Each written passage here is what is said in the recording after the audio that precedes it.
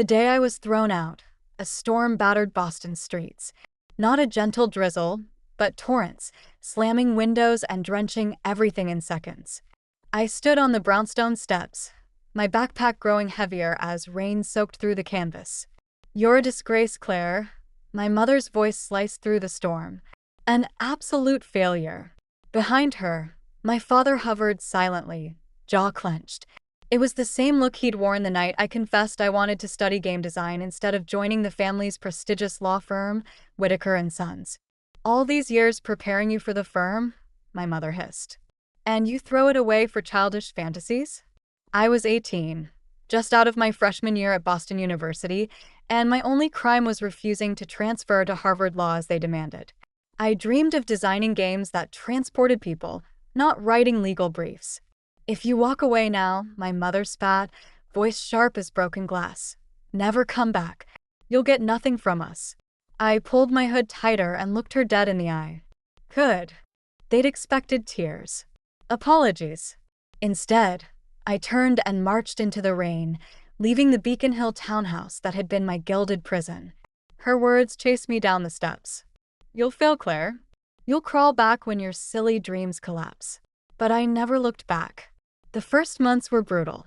I crashed on my roommate Eva's futon, working at a bookstore by day and waiting tables at night.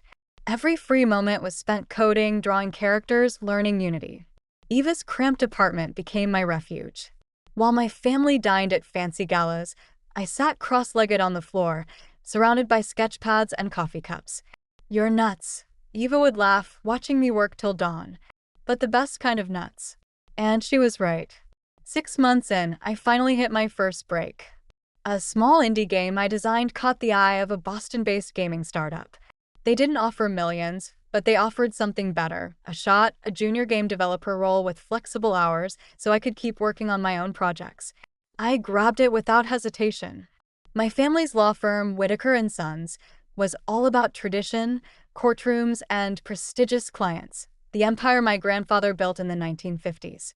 They couldn't fathom why anyone would spend days coding games or drawing digital art. But I saw the future in pixels and players. While they clung to old money and reputation, I was learning Unity, VR development, and new ways to build entire worlds. 1 year turned into 2, then 3. I advanced from junior developer to lead designer at another studio. My first significant game, a narrative-driven indie title, began gaining buzz online. I wasn't wealthy yet, but I made enough to rent a tiny loft in Cambridge and pour myself into my work. Through mutual friends, I occasionally heard scraps about my family. My cousin Amelia stepped into the role once planned for me at Whitaker and Sons. My parents hosted gala dinners, keeping up their image as Boston's legal royalty. They had erased me from their carefully curated narrative. That suited me fine. I was crafting my own. The real turning point came 4 years after that stormy night. My game had evolved into something bigger, a platform for indie creators, offering tools to build immersive experiences. I named it Dreamforge Studios. When venture capital interest arrived, I was ready. The first funding round valued Dreamforge at $18 million. 6 months later, we doubled that. I moved into a modern condo near Kendall Square but kept my life simple. Every dollar went into talent, tech, and growth. Eva, who'd given me a place to crash, became my creative director. "Look at us now," she'd say, surveying our bright, bustling studio. From ramen noodles to redefining gaming. I just smiled, remembering cold rain and defiance. Then came the day that changed everything. I was in my office, studying potential partnerships that could take Dreamforge even further. A familiar name blinked on my screen: Whitaker and Sons. My family's firm was in trouble. While I'd raced ahead into the world of digital entertainment, they'd clung to mahogany desks and dusty legal tomes. Their revenue had shrunk steadily over the past year. They desperately needed to modernize, but my mother's pride ran deeper than any courtroom ruling. I dug into their financials, curiosity gripping me. The reality was worse than gossip suggested. They were bleeding cash. Around $5 million would buy them time to pivot, invest in legal tech, and survive Boston's increasingly competitive market. I sat there, staring at spreadsheets, when my phone lit up. The number was one I hadn't seen in 6 years. but I'd never forget it. My mother's number. I let it ring 4 times, each chime echoing the night she'd said, "You're a disgrace, Claire. An absolute failure." On the 5th ring, I answered. "Hello, Mother," I said evenly. "I've been expecting this call." Silence stretched so long, I wondered if she'd hung up. Then she cleared her throat. "Claire," she said, voice stripped of its usual steel. "We need to talk." I leaned back, watching rain trace paths down my office windows. "Yes," I said. "We do." The Whitaker and Sons building hadn't changed. Same grand columns outside, same polished brass plaques, same partners in tailored suits bustling through the lobby. But I had changed. As I walked through the revolving door, memories flooded me. Late nights sneaking into my father's study to read case files, childhood Saturdays at court hearings, endless lectures on family duty and legacy. "Miss Whitaker," the receptionist blinked as recognition dawned. "Your mother is waiting in the main conference room." I nodded, adjusting my sleek navy suit, not out of fear. Those days were gone, but because appearances mattered. In the elevator, I mentally recited the firm's figures. Whitaker and Sons was collapsing. Profits had plunged by 55%. Their reputation and survival hung by a thread. The conference room doors swung open to a scene I'd never have pictured 6 years ago. My mother, the formidable Margaret Whitaker, looked older, drawn. Her designer suit hung looser than I remembered, and faint smudges of mascara shadowed her eyes. Beside her sat my father, silent, fingers steepled. His silver hair, once immaculate, was now thin at the temples. By the window stood Amelia, my cousin, the chosen heir. She'd filled out, her posture tense, jaw tight.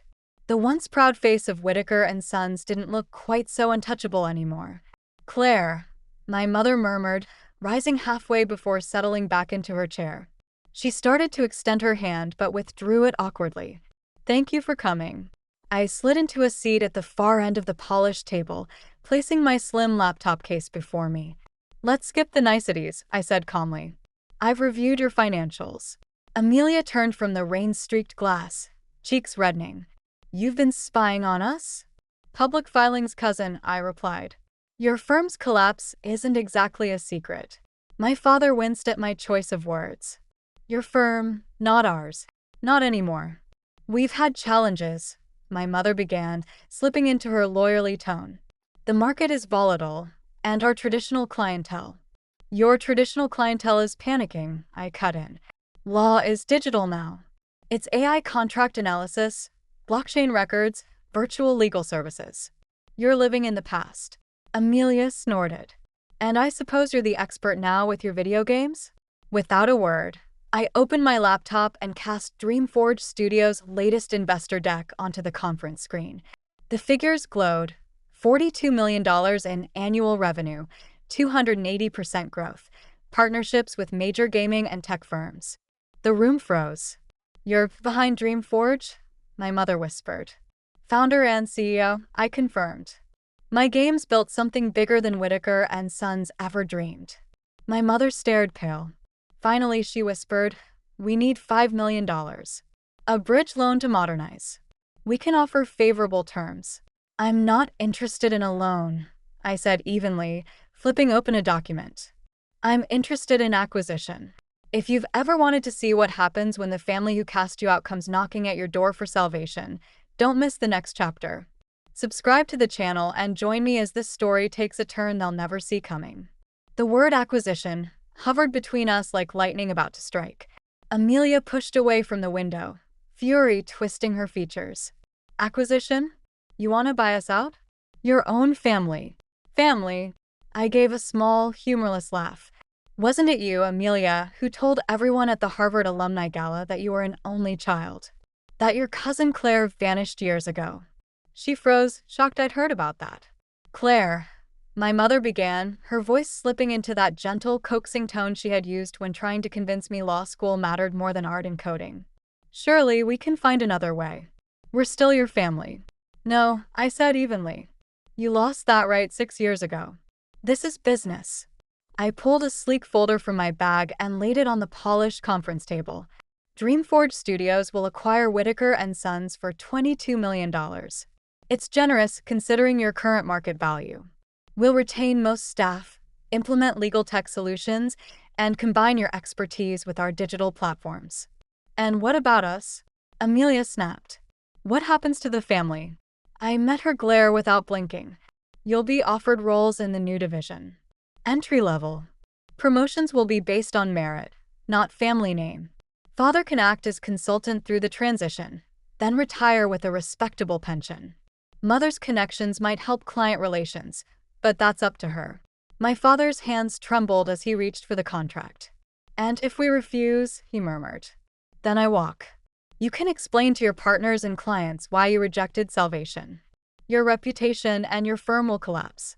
Silence swallowed the room, broken only by the soft slide of paper as my father flipped pages. You planned this, Amelia accused. You were waiting for us to fail. I rose, adjusting my blazer. No, Amelia.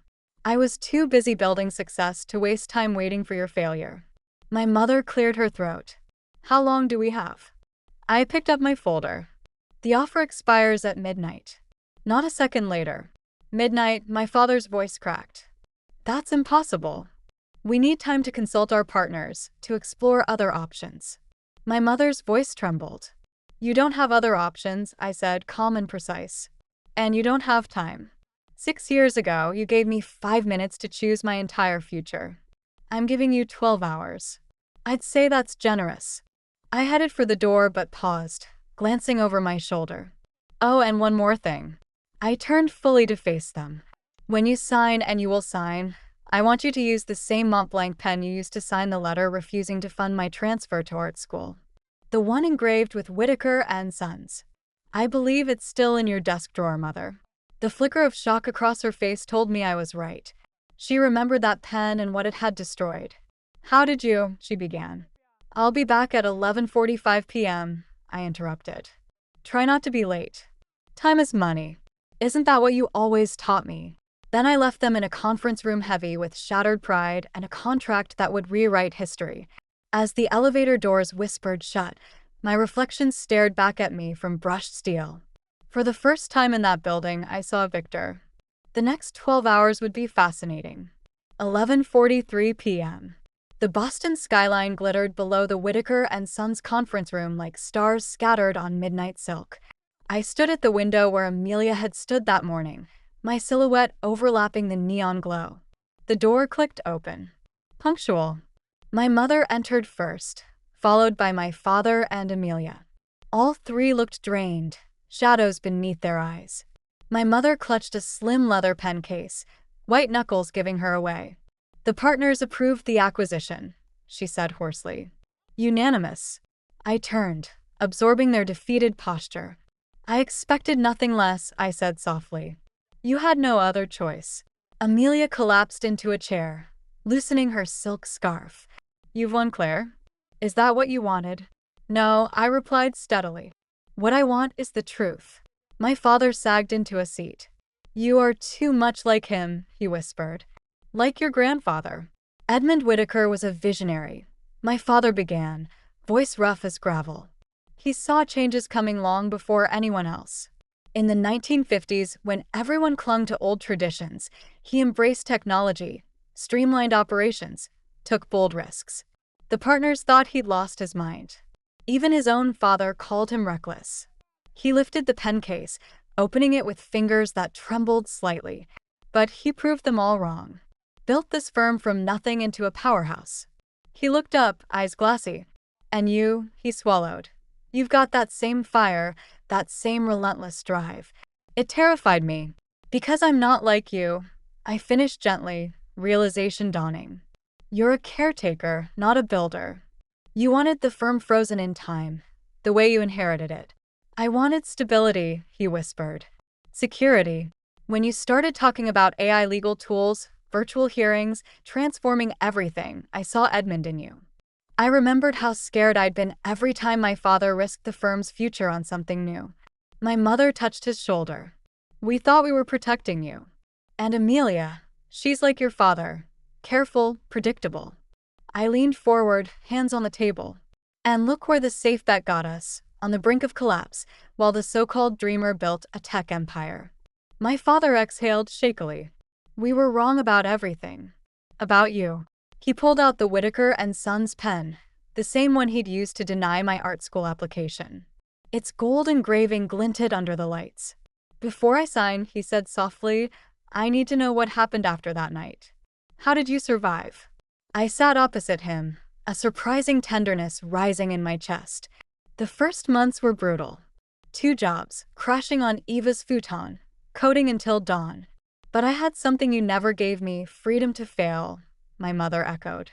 Yes. When your own family abandons you, every small win feels huge, and every failure, just another lesson. I pulled out my phone, showing them my first game. Glitchy, ugly, barely playable. But it worked. And each version got better. Amelia leaned closer. And the investors? I didn't chase them, I said. They came to me. I already had paying users. I didn't need their money. They needed my innovation. Just like Whitaker and Sons needs it now. My father held the pen like it weighed a ton.